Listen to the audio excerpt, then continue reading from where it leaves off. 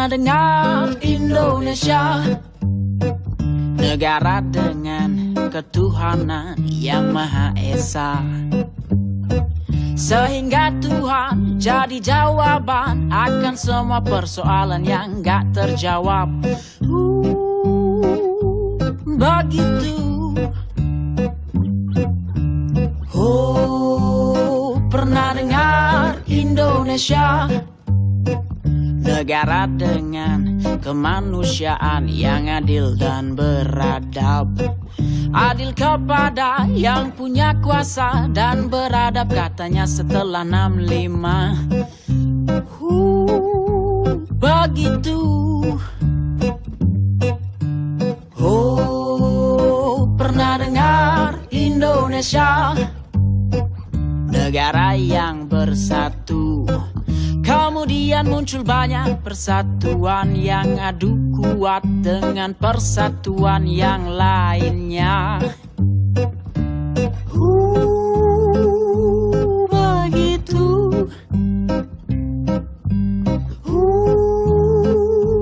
Begitu. Pernah dengar Indonesia, kerakyatan yang dipimpin oleh hikmat bijaksanaan dalam permusyawaratan dan perwakilan. Saking panjangnya jadi gak ngerti, apalagi banyak rakyat yang gak paham membaca. Begitu. Oh, pernah dengar Indonesia, keadilan bagi seluruh rakyat Indonesia. Sayangnya semua adil sudah terbeli oleh yang mampu membeli. Begitu.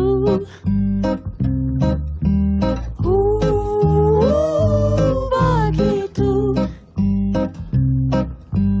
Ini Indonesia. Ini Indonesia, ini Indonesia katanya. Ini Indonesia, ini Indonesia, ini. Reklamasi adalah satu tindakan pembangunan yang destruktif. Sampai detik ini, reklamasi tidaklah pernah dibuktikan dan atau bisa dibuktikan khususnya di Indonesia sebagai satu tindakan pembangunan yang memang benar-benar pro terhadap lingkungan. Bapak kapan dengar rencana di Uruk itu, Pak? Nggak tahu saya. Pernah diajak bicara di desa? Ada musyawarah begitu? Belum, Pak. Bapak belum pernah ditanya setuju atau tidak setuju ya, Pak? Sudah, saya tidak setuju, Pak. Banjar saya semua tidak setuju. Satu desa tidak setuju, Pak. Boleh tahu alasannya, Pak? Boleh tahu alasan apa? Kenapa, Pak? Kok nggak setuju? Alasan gini, kalau di Uruk bisa saya mati jadi nelayan. Di mana saya naruh sampah sama teman-teman saya. Kita sekarang belum tahu bagaimana hasilnya mau diuruk ini, apa sungguh diuruk apa dia bikin kolam-kolam gini ada bulu-bulu, tidak tahu. Ada pulau-pulau kecilnya sih, Pak. Tapi ada air di kanal di tengah-tengahnya begitu. Rencananya sih begitu. Iya, rencananya begitu katanya. Saya kan tidak tahu. Itu katanya gitu. Nanti masyarakat di sini tidak bisa. Ya kalau dikasih ke sana. Kalau tidak kasih, bagaimana kita cari kerja? Tempat sampah tidak ada. Kalau diuruk ini semua mungkin ya lain, kita diusir kita. Bukan mau kita mau tetap di sini. Nggak mungkin barangkali itu. Seperti di Pulau Serangan ya, Pak? Iya. 10 serangan itu dulu kan diuruk itu gitu, udah diusir orangnya. Bali sudah pernah mengalami, sudah pernah menikmati bencana dari reklamasi Pulau Serangan pada tahun 90-an. Pulau Serangan yang luasnya hanya 100 hektar pada tahun 94 direklamasi menjadi luasan yang 400 hektar dan menjadi bencana lingkungan. Terumbu karangnya rusak, penyunya habis, mangrove-nya habis, nelayannya dipaksa untuk berubah corak produksi dari nelayan menjadi pedagang souvenir. dari nelayan menjadi buruh pariwisata. Sampai saat ini tidak ada pembangunan apapun di situ, tidak ada peningkatan kesejahteraan apapun di Pulau Serangan Bali, kecuali hanya kerusakan lingkungan dan pemiskinan secara struktural. Saya atas nama masyarakat Tanjung, dengan adanya reklamasi Pulau Serangan, mereka tidak mau belajar daripada itu. Apa yang terjadi, saudara-saudara? Banyak pantai Bali yang operasi, saudara. Termasuk kami yang di Tanjung Benua. Kami persilahkan saudara-saudara datang ke Tanjung. Coba Anda perhatikan Pulau Serangan dengan Tanjung. Jauh lebih tinggi Pulau Serangan, saudara. Bagaimana kalau sampai terjadi reklamasi Teluk Benua? Kami yang paling pertama yang akan tenggelam, saudara-saudara. Tolong reklamasi! Tolong reklamasi! Tolong reklamasi! Tolong reklamasi!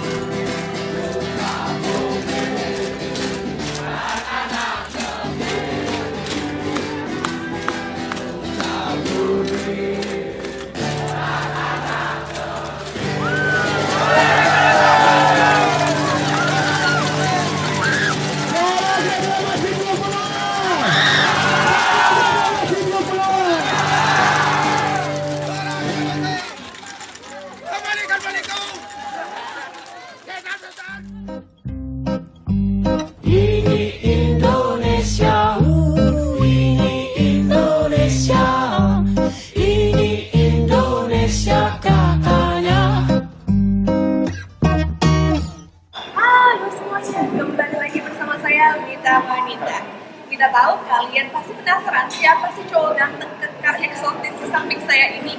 Apakah ini ternyata suami Wito wanita? Kita bakalan kenalan sekarang.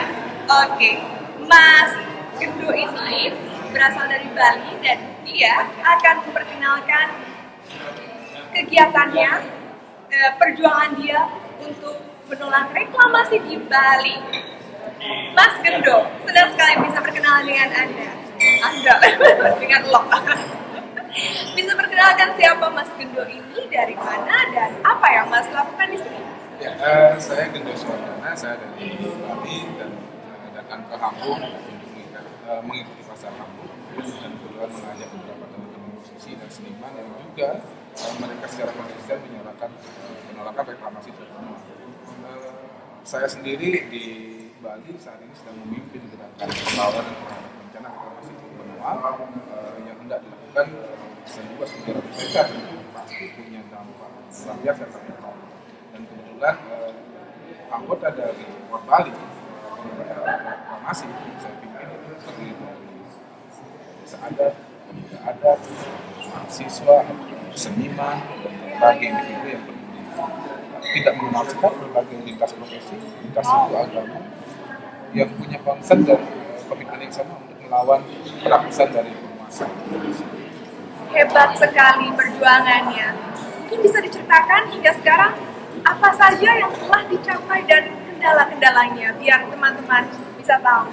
Ya, yang pertama kita berjuang sudah 3 tahun, hampir 3 tahun tercatat dari awal 2013 dan kami sebetulnya berhasil membongkar satu konspirasi besar yang dilakukan oleh investor dengan penguasa yang secara bersekongkol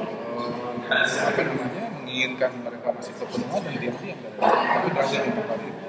Penguasa maksudnya maaf, pemerintah atau pemerintah sendiri? Jadi sebetulnya ini rakyat yang sekarang sedang mengadvokasi dan melawan rencana reklamasi Teluk itu adalah rakyat yang negatif ya. Kita tidak punya ibu, kita tidak punya bapak, karena hampir semuanya DPR-nya kita anggap sebagai bapak, kemudian eksekutifnya pemerintah, semua dan sebagian besar terhadap rencana investasi. Sementara rakyat dibiarkan berjuang sendiri dengan segala keterbatasan yang kami miliki. Oke. Baik, kemudian apa saja yang kalian telah raih saat ini? Ya, yang tadi kami berhasil besar. Kedua adalah kami berhasil menghambat mereka menguruk berbagai dari pulau-pulau.